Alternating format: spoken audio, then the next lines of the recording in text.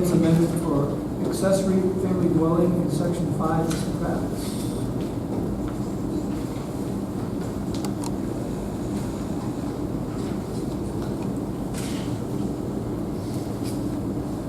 This is here by way of comment by a resident who has a detached garage on his property, and it's got historically has an old apartment there, but it's illegal, it's not being used.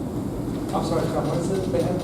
A detached garage, it's got an apartment in it, but it's not used, because his question was about using it as an accessory dwelling unit, which is where the ordinance amendment came from. And essentially, simply stated, what it does is the ordinances, as proposed, would create or allow for that detached accessory family dwelling units. Right now, if you read the ordinance, they have to be attached to the structure, limited to 700 square feet.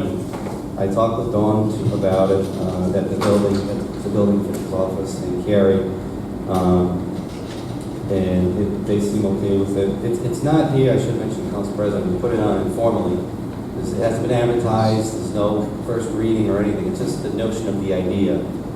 Is that something, I guess, the President wanted to take the temperature of the council to see what he thought about it? Tom put it by me and I said, I think we can get the council to weigh in on it. It's not just for me to say, yeah, let's create an ordinance. So we have it here tonight so that we can discuss it, where we want to go with this, do we want to pursue it? You know, do we want to look into this? Because tell me if the state has changed the regulations. That's what's precipitating this, correct? Partly. What the state did is they just simply expanded the definition of family unit. And, you know, there's a number of, what is that? It's, I have the bill here. Yeah, 45, 24, 31, definitions for accessory dwelling unit. They've expanded the definition. Family member to include more persons. It used to say person or persons related by blood, marriage, or legal means. And then they've added, including but not limited to a child, parent, spouse, mother-in-law, father-in-law, grandparents, grandchildren, domestic partner, sibling, care recipient, or member of the household. All of those people could live in the accessory dwelling unit as it exists now, attached to the structure. They are living in. This is more, now. if you have the old barn on your property or something, and you can hook it up to a septic and get DEM to approve it, you know, it would allow for something like that. This could be an extension for a property on Collins Street. Maple Avenue. Maybe, okay, this is one on Collins Street, many years ago, it's the same situation. Really? So in essence, what the state is changing the definition to is that it doesn't need to necessarily be attached to the house, it can be detached with the same guidelines behind it. Well, the state didn't, to my knowledge, they didn't speak to attached versus detached. You know, it's just the notion of allowing detached structures to be accessory dwelling units. That's simply stated, that's all it is. You have a garage. But they're currently not. Right. And if you read the ordinance, it states the utilities have to be common. Of course, that would be the case most likely in an attached structure, but if you have a detached building, maybe you could permit a separate septic system if there was enough area or something. You know. Well, that was the case on Collins Street, it was moved against it, you had to remove the toilet, the water closet. Is that ordinance in there? Yeah, you should have the track changes. Yeah. Page 5. Sorry, earlier, it's the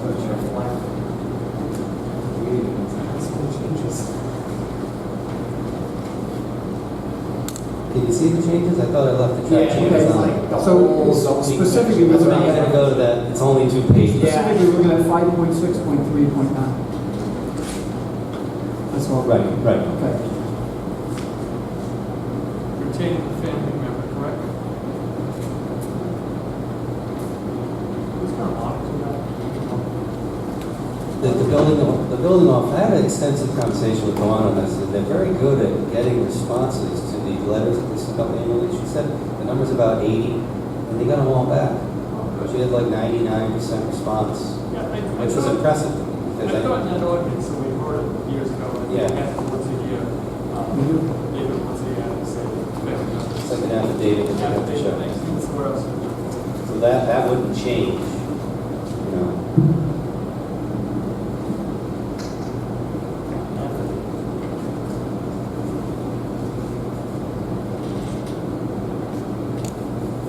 So what's the council pleasure? Do you want to have an ordinance drafted so we can act on it, or do we want to not take any action?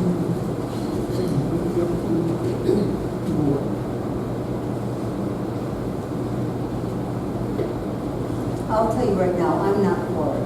There are so many residences in this town that we find out because people will call you, they send you letters, and they're paying for one dwelling, and this too. Could be in a garage, could be in a basement, could be above another garage, and they're everywhere. That conversation was had as well. There's one, I'm not gonna give names, but this is like a town in itself, and nothing's been said over the years. So this ordinance would in effect kind of potentially legitimize that. They would have to come forward, Absolutely. they would have to come forward and get the permits and everything, formalize it, but it would make And that. then, you know what's gonna happen? We're grandfathered in. We've been here for 30 years, no one said anything. And it's true, no one said anything. They're all over this town. Well, the only way you rectify that is that you have to amend the last paragraph here, which isn't done, but the amnesty period at the end of this, you'd have to say, you know, That's 2 hours. at the passing of this ordinance, you have to come forward, show building permits, and if they can't, then it's not legal. A lot of the situations. Garages that were Yeah. supposed to be a garage side. Exactly. And they're down to the end of this building. The situations you speak of more often than not, it's illegal. They didn't pull building permits to do it. They would have to. So I understand what you're saying, and I've had that conversation. So the other thing, if we're using an accessory building, now you're moving closer to the setback line. You know, you have it in the house. I know my neighborhood, I don't think I'd like to see somebody build an accessory use coming closer to my house. I don't think anybody would. Right, so you wouldn't be in favor of them converting an existing structure like that, that's already close to you. Converting, or now at this point, you probably build one as well. I don't know. Well, see, that's just it. You could say, it must be an existing structure that was, you can't, of course, you can't let people come in and build new structures after it's passed. You would write in that it has to be. So that's true, but I don't like the idea of it. I mean, if you want to house your family in your home, you have enough 700 square feet, because of course you have a kitchen and bathroom, and you have ingress and egress separate from the house. I don't have a problem with that. But to take and put it out on your property, or whether it be a garage, you're just moving more noise. Who knows? You know, I'm a very light sleeper. 1 o'clock in the morning, somebody comes home, closes the door, close the door. Hi, Mom, I'm home. You know, I don't need that. I don't think anybody does. So I'm thinking worst case scenario. That's something I don't see. It's a good statement, you're right. Pleasure of the council? Simply say we don't want to change the ordinance. Yeah, do no action. You can do that. Take no action. Take no action. Then Or you can that- tell them to come back and go the ordinance. We're just putting steps forward. What's the pleasure of the council?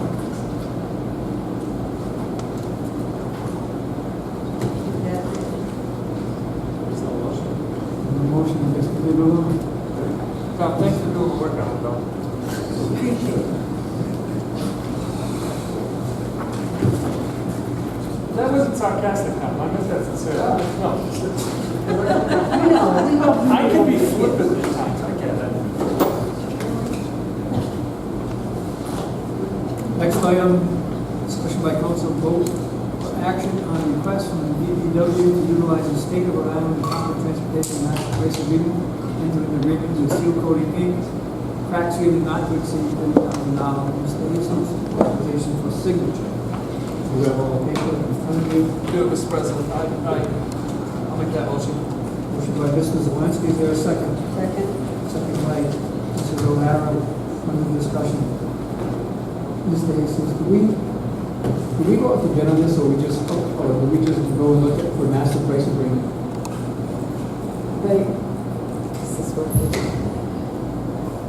Ray just looked at the master price agreement for the city and I went and found that this was a a reasonable price for, and he can answer to that more than I can, because I don't know anything about it. That's the price agreement is, if you stay around. I understand that. Would it behoove us to go up to see if it's different, if it's lower or better? Which is what? If it's lower or better Better than what? than the state price? Is the same price. No, Would it behoove us to send out our own bid for crack sealing? Would we get, is there a potential to get a better price? I can't see how that could possibly be. We just don't go with enough liquid to even come close to what the state numbers are. I would think It's economies of scale. The state is I'm just purchase question. And from my memory, it's always been like in the 30 cents per linear foot. it's actually been 26 cents per linear foot. This one up, and that's 6. I think the contract's in 6 years now through. Oh, was it 27? Why It's up to did I 36 cents now. Okay. I would, yeah, I'd be I'm just surprised. asking the question, because, you know, I know that master price agreements aren't always the best price. I have to agree with you on that, but in most cases, something similar to this, I can't see how I could even come close to that. But Any other discussion? Hearing none, roll call vote. Mrs. Barbawood? yes. Mrs. O'Hara? Yes. Mr. Rogers? Yes. Mr. Kowalski? Yes. Mr. Patrick? Yes.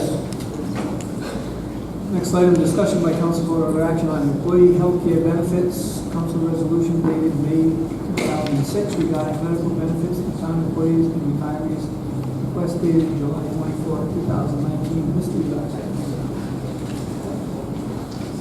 Mr. President, your packet includes the July 24th request that I referenced and the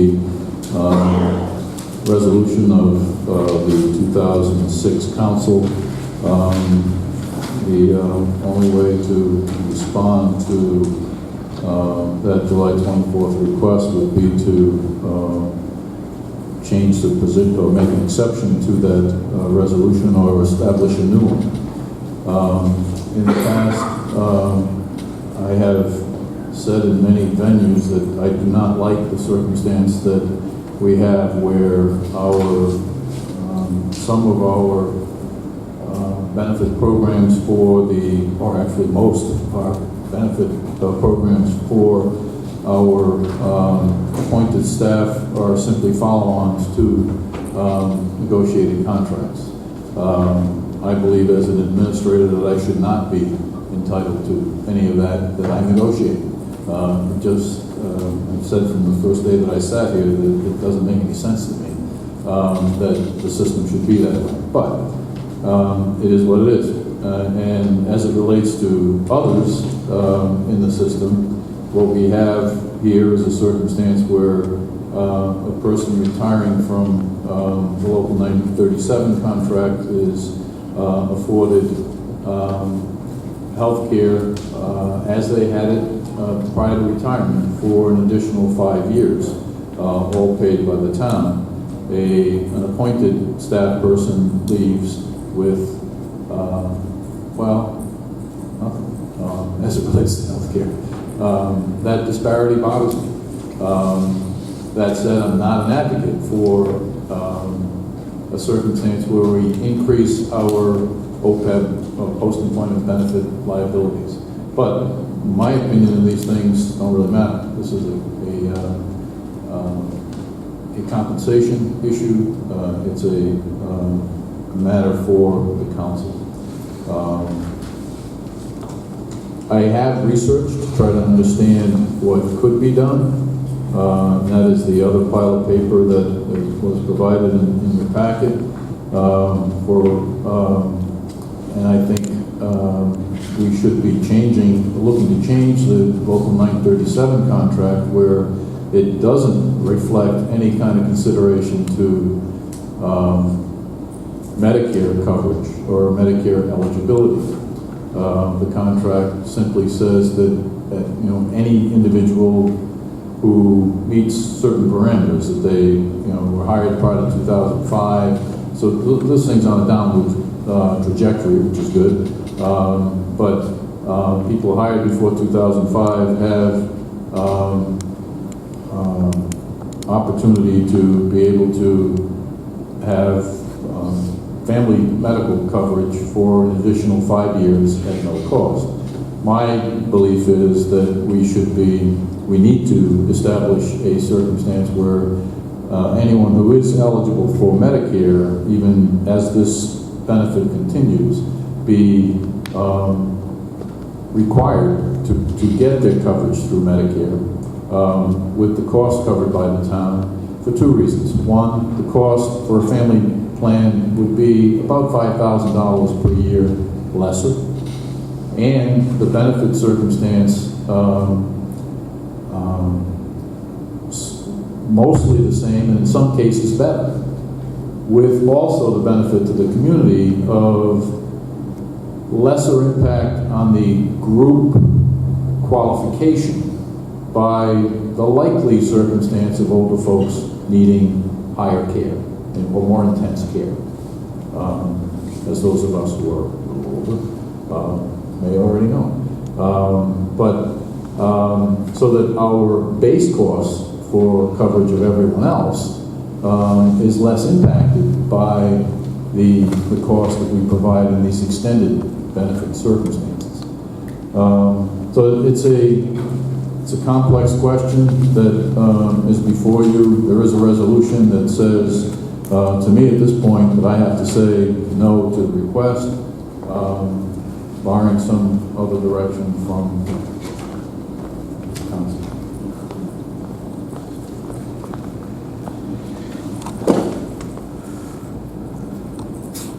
Pleasure of the board. I have a little clarification. In the packet, we have the letter, well, it's public record, it's from Deb Todd, who's retiring July 24th. On the back of that page, it has State of Rhode Island Town of Smithfield resolution of the town council regarding medical benefits of town employees. It goes into 9 bullet points. It says at the bottom, this resolution shall be effective on date of passage. The date on this, the resolution of town council dated August 10th, 1994, to August 15th, 1994. Yet on the next page, we're going to the council in 2006. Was that signed in 94, 96? Because, well, was this review?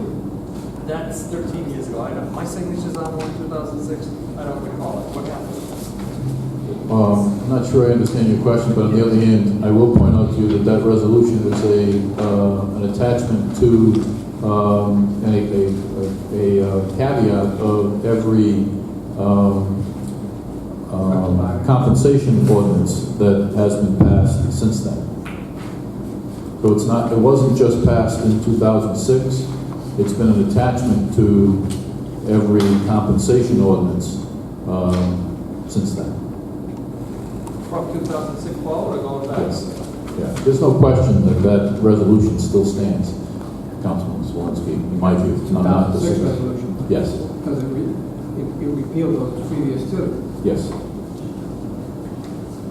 You know, I can't say what the other towns do, but it was in the school department. If you retire after the age of 65, before the age of 65, you got medical coverage, I believe, until you went on Medicare. After 65, way after, they generally just wave goodbye and you leave, and then you seek your own supplementary, etc. As long as you get Medicare A, then you purchase B, etc. I don't know how it is for the town. I don't know how it is for heads of department at this point. But past practice, and I believe all should be treated in an equal way. As this person is leaving, okay, or whatever, at this point, but, you know, due diligence has to be taken. Most of the town is getting it. I believe people should be treated equally. And people have given me a lot of service. I don't think it's a gift, I think it's a right. So, I don't know how you all feel, but I feel strong. If I may, Mr. Mayor, I can tell you in the NSTA contract, collective bargaining agreement with the teachers, they get 7 years of single coverage upon retirement or to age 65. Whichever And one if you comes- want to work till which- 70, you which- can part kind of yeah, but which- back that's my point, it's whichever comes first. So if you retire after 65, you no longer get those 7 years of single coverage. That's right.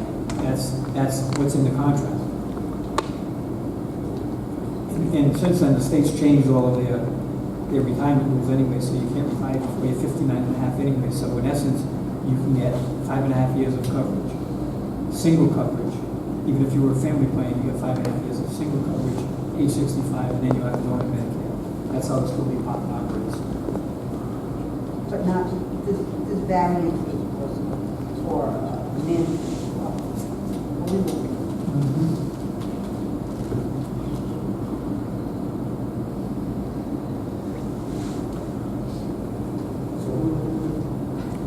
And also, so the discussion is to waive By the resolution that's before us, there's nothing. If you we take can no do. action, the answer is done.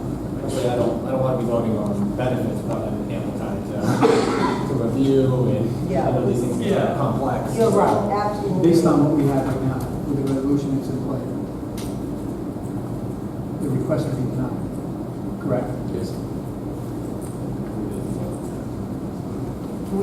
So from the year 2005, as I know past actions don't precedents may not apply here, but since 2005, if someone has retired, they were not represented by the union, did they receive the benefits of same benefits that someone who was represented by the local?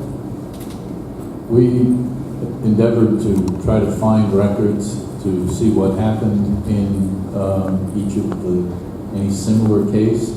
As best we could tell, healthcare was not provided.